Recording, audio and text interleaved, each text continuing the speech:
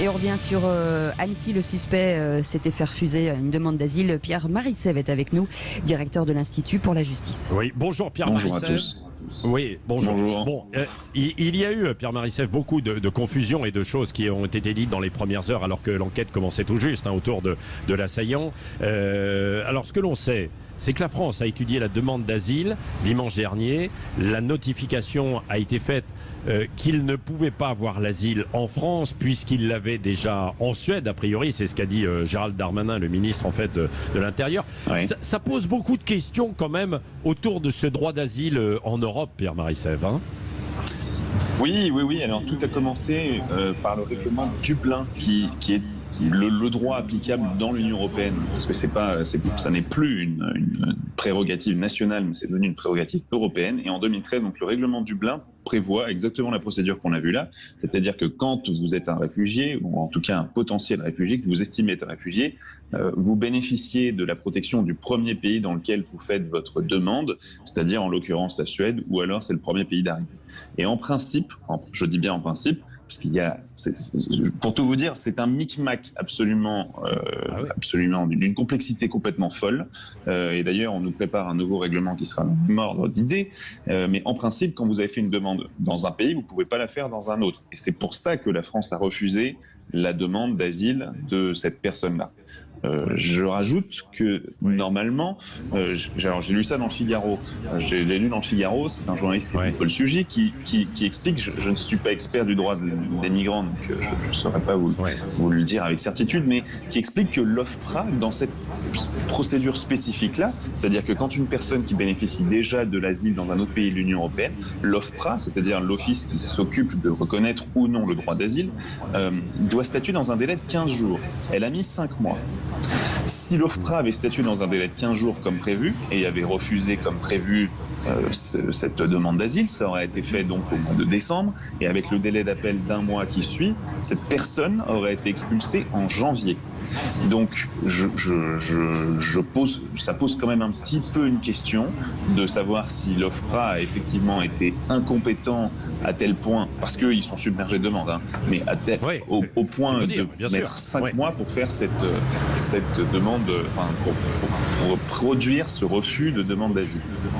Oui, c'est vrai que c'est difficilement compréhensible, quoi. Et puis, mais quand on a le droit d'asile dans un pays, on peut quand même circuler à l'intérieur de l'espace Schengen.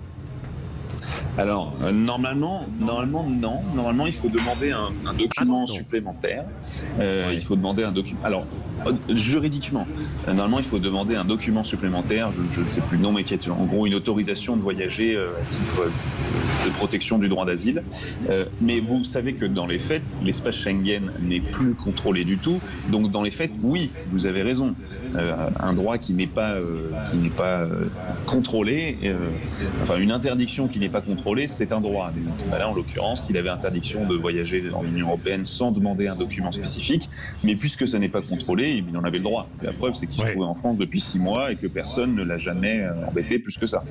Donc, qu'il est erré, puisqu'il était devenu quasiment SDF. Il y a des témoignages où il était avec des SDF, etc. Et pas forcément contrôlé. Et lui attendait son droit d'asile pour la France, quoi. Tranquillement, c'est ça, dans un délai qui n'en finissait pas. Et tout ça pose vraiment la question pour moi donc, du droit d'asile, vous l'avez dit, et donc du droit européen. Moi, je dis ça, je ne suis ni anti-européen, ni même souverainiste, ni quoi que ce soit, mais il y a un vrai problème dans le droit de l'Union européenne. Le droit de l'Union européenne a une orientation particulière. On pourrait dire une orientation, je ne sais pas quel est l'inverse du mot répressif, mais on a une orientation à l'inverse de la répression, c'est-à-dire laxiste, il faut le dire. Et donc, depuis des années que cette procédure est mise en place, on a des pays qui ont décidé de ne pas suivre cette procédure parce qu'ils l'estiment justement ne pas protéger les nationaux de leur pays. Je citerai la Pologne, la Slovaquie ou la Hongrie.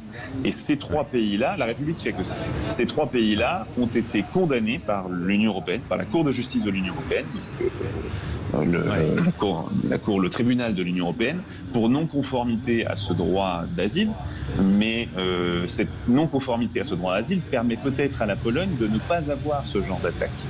C'est là tout le problème, c'est que ce genre d'attaque-là n'arrive pas en Pologne, en Hongrie, en Slovaquie ou en République tchèque, parce qu'ils ne ils ne coopèrent pas avec ces règles qu'ils estiment ne pas protéger leurs propres nationaux. Ouais. Et il y a pas mal Merci. d'exemples. Oui. Bah, très bien. Merci Pierre-Marie Sève. Non mais c'est bien d'essayer de nous éclairer sur quelque chose qui est absolument et qui est extrêmement complexe quand même et qui soulève à cette occasion de ce drame terrible, parce que je rappelle qu'il y a 4 enfants qui sont toujours dans un état grave et stable, 2 en urgence absolue, qui nous révèle toutes ces failles. On les connaissait déjà un peu, mais là elles éclatent en plus au grand jour. Merci Pierre-Marie Sève, directeur de l'Institut pour la justice.